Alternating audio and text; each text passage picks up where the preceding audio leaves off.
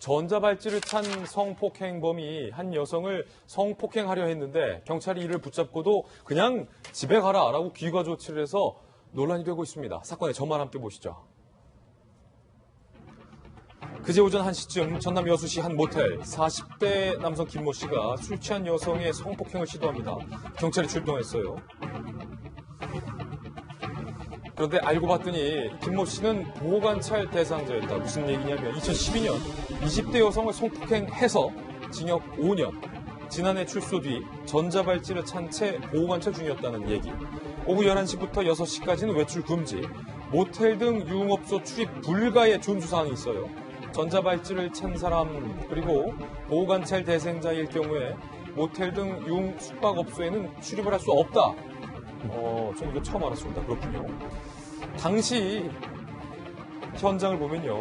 김모 씨는 자해하려 하고 있었고 또 여성은 피를 흘리고 있는 것까지 발견이 됐는데 경찰이 외출 금지에 대한 간단한 조사만 하고 김모 씨를 그냥 귀가 조치해서 현재 논란이 되고 있는 거예요. 네.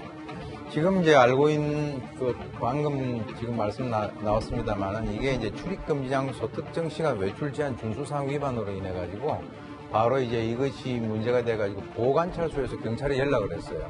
그래가지고 이제 보호관찰소하고 경찰하고 같이 출동을 해가지고 이 사람을 잡았는데 최초에 이제 얘기 나온 거는 이제 결과론적인 얘기인데 그 과정에서는 어떤 그 상황이 됐냐 그러면 바로 이 피해자가 강간 피해를 당할 뻔했다라고 하는 이런 얘기를 갖다 하지 않은 그런 상황이기 때문에 1차적으로 경찰에서는 전자장치 부착 준수 위반으로 이제 그 긴급 체포를 한 것이죠.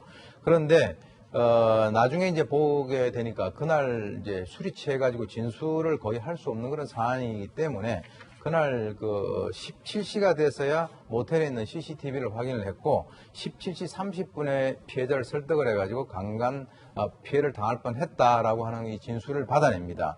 그래서 지금 뭐 여러 가지 이 두 기관 간에 사실 저런 문제 같은 경우는 그 지역에 있는 기관 간에 있어서의 협조가 굉장히 중요하거든요.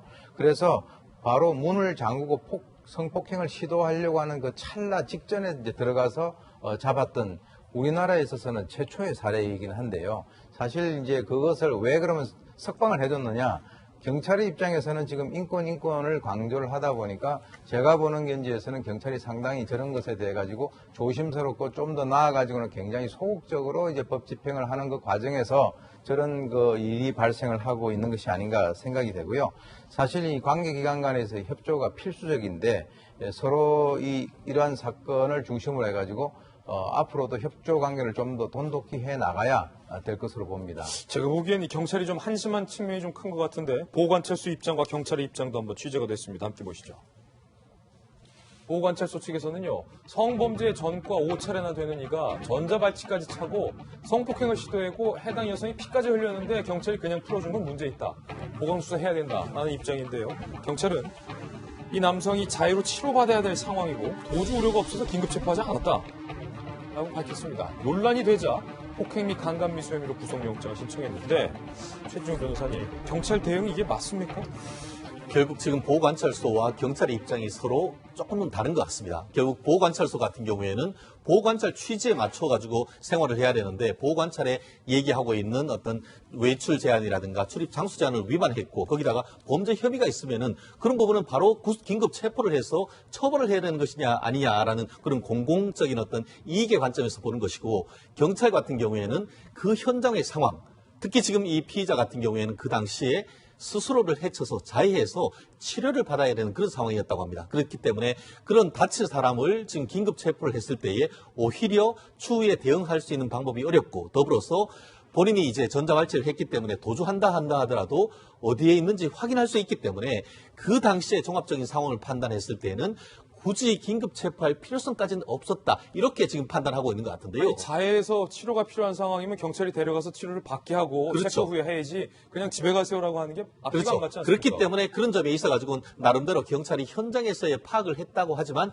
전체적인 상황 말씀드렸듯이 이미 성범죄의 전과가 있는데 그것을 동종 유사한 범죄를 저지르려고 했는 그런 점이 있었음에도 불구하고 그 부분을 제대로 확인했는지 여부가 불명합니다만 그 부분도 확인하지 않고 그렇게 석방을 했다고 한다고 하면은 그런 부분에 대해서는 국민의 한 사람으로서 특히 여성들로서는 굉장히 불안감을 느낄 수밖에 없는 건 이 아니겠습니까? 경찰이 제대로 일을 하고 있느냐의 문제 같은데 이 남성이 그냥 귀가해서 치료를 받을지 아니면 피해 여성을 다시 쫓아갈지 아니면 본인이 그렇습니다. 다시 자일을 할지 어떻게 그렇습니다. 알아요? 그렇기 때문에 아까 말씀드린 것처럼 성범죄에 있어서의 여성에 대한 또 2차적인 피해 이런 부분이 있기 때문에 결국 경찰 같은 경우에는 그 상황을 면밀히 확인을 해가지고 범죄 협의 특히 여성 같은 경우에는 혈흔이 있고 이런 부분이 있었다고 한다고 하면은 사후 약방문식으로 해서 구속영장을 청구를 할 것이 아니고 그 당시에 좀 더 강경 대응을 해서 2차 어떤 피해를 방지할 수 있는 그런 조치가 필요했었지 않나 그런 부분이 미흡한 것에 대한 어떤 질타가 쏟아지는 것 같습니다. 예, 저희가 여러 번